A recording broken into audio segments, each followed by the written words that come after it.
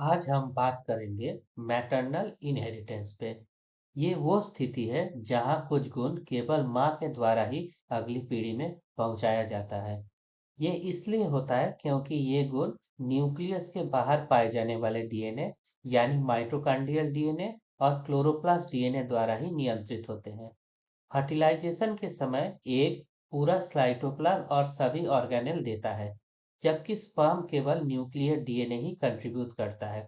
इस कारण माइटोकॉन्ड्रिया और क्लोरोप्लास्ट में केवल मदर से ही बच्चे में जाते हैं और यही मैटरनल इनहेरिटेंस कहलाता है, जिसमें मदर का माइटोकॉन्ड्रिया और क्लोरोप्लास्ट पहले सेल में जाता है और जितने सारे सेल्स इसके बाद बनेंगे वो मदर के ही माइटोकॉन्ड्रिया और क्लोरोप्लास्ट उसमें होंगे।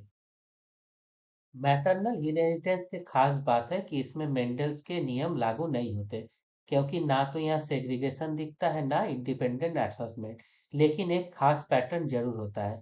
यदि मदर इफेक्टेड है तो उसके सभी बच्चे प्रभावित होंगे, लेकिन यदि पिता कोई कैरेक्टर इफेक्टेड हो तो वो बच्चों में ये गुण नहीं आएगा। उदाहरण के रूप में मनुष्य में labours heredity optic neuropathy disease होता है और माइट्रोकार्डियल मायोपैथी होता है। ये सिर्फ माँ से ही बच्चों में पहुंचते हैं।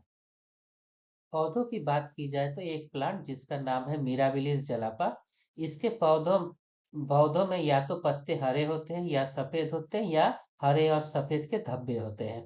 इसका रंग भी क्लोरोप्लास्ट डीएनए पर निर्भर करता है। तो जैसे माँ की पत्ती का रंग हुआ वैसे ही सारे पौधे उनसे बनेंगे तो उसी कलर के हो गए। घोंगे में भी सेल का कॉइन्यूज सिनेस्ट्रल और डेक्स्टर मैटरनल इफेक्ट जीन के कारण निर्धारित होता है।